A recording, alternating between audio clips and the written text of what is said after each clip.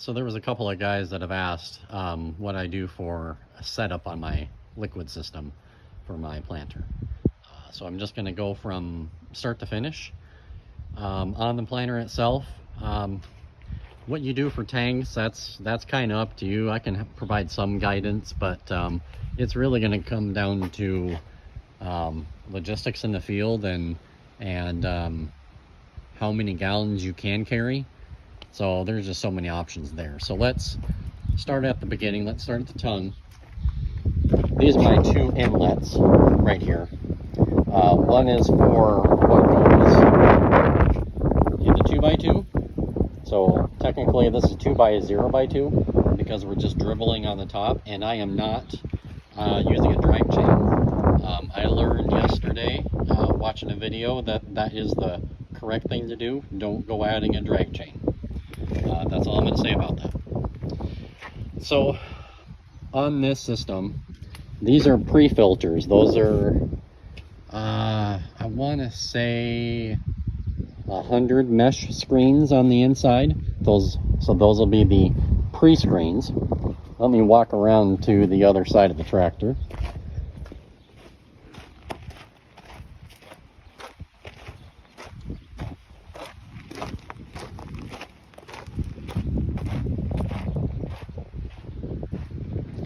Right here is a pretty good view of the two product pumps. So the hoses on the bottom, those are directly after those first stage filters. And the larger hose is obviously for the 2x0x2, while the smaller hose is on the for the inferno. So what that is a John Blue dual product piston pump. Incredibly easy to have. There's not really much complicated.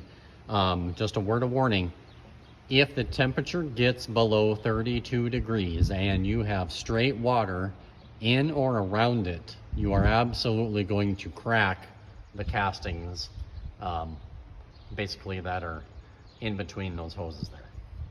So this pump has a custom mount mounted to this ground drive transmission. And then obviously, if you have any years in farming, you understand what a ground driven transmission does. After that, it will go to this tower. Now let me spin around.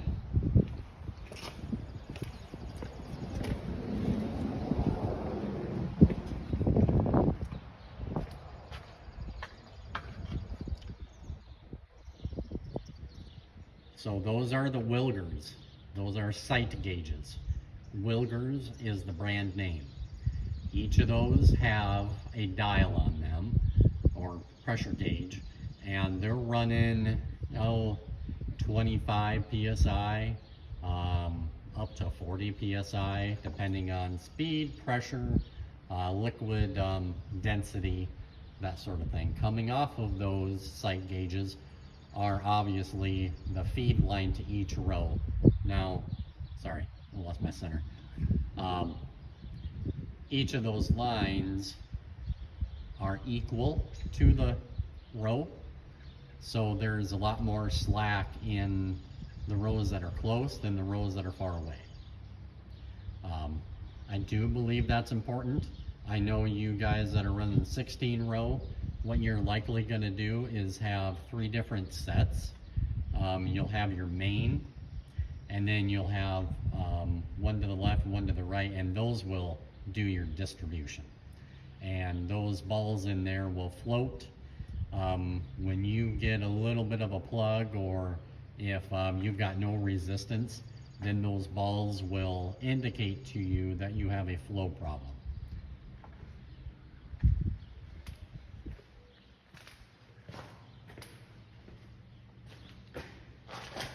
Below, I guess that's one thing I should have mentioned. So before it goes to the sight gauges, we have the secondary filters. The in-furrow uses a 60 mesh, while the 2x0x2 uses an 80. It's been a great setup.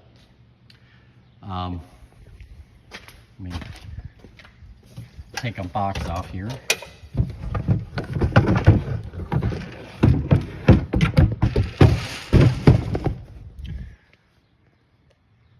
That is a Precision Flow Sense module.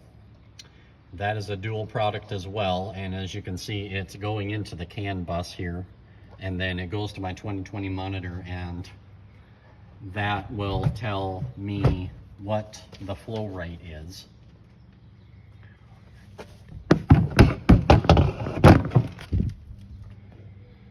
For the in-furrow, it's just a Keaton with a line coming out of it to feed that. That's all just regular 1/4 inch line. For the 2x0,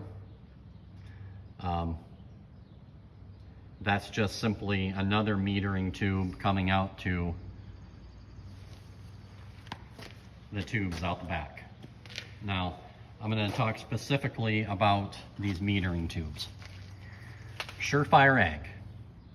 They sell a metering tube that has taken a lot of the pain away from putting liquid on with a planter. At the time that I had been buying these, they were 10 bucks a row per product, so 20 bucks a row, which is not bad. And the inner diameter of those hoses tell you, well, not tell you, but they're what indicates as the flow rate that you're going to provide to the soil. And all you have to do is just get with them, tell them how many gallons that you're applying, how many rows your planter is, what speed you're going, and then they just give you the parts to order. And yes, I still do use the dripless. They call them dripless, but it's not totally true. They're supposed to, when you pick the planter up and there's no pressure, they're supposed to stop the flow. But when they get dirty, the little rubber on the inside,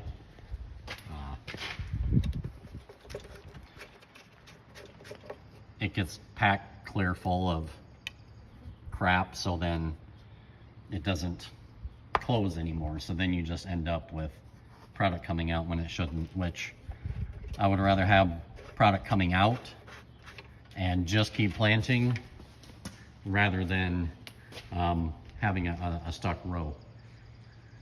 Get away from orifices if you have them.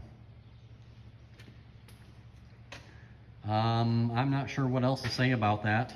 If you do use orifices and you use a 2x0x2 system, you will, and I'm saying if you don't have the metering tubes, you will absolutely need to have orifice plates going to each of the sides. Do not assume that you are going to get even distribution, because you won't, because one side will spit some fertilizer out and then it'll stop, and the other side will spit some fertilizer out. You need the orifice plates in order to provide the back pressure needed to evenly distribute on both sides of the row. If you're going to spend the time and the effort for dual-sided product, you're going to want to make sure that you use orifices to do that. However, the way that I'm doing it, as I said, using metering tubes, and they'll give you the spec. So like these green ones, they came at that length because they know they have to be a certain length in order to provide the product at the right rate. So this is a 3/8 line, these are 1/4, and then this is just a splitter. That splitter can be found, it's a John Guest fitting that you'd find on Amazon. No big deal, pretty inexpensive. If you have any questions, let me know.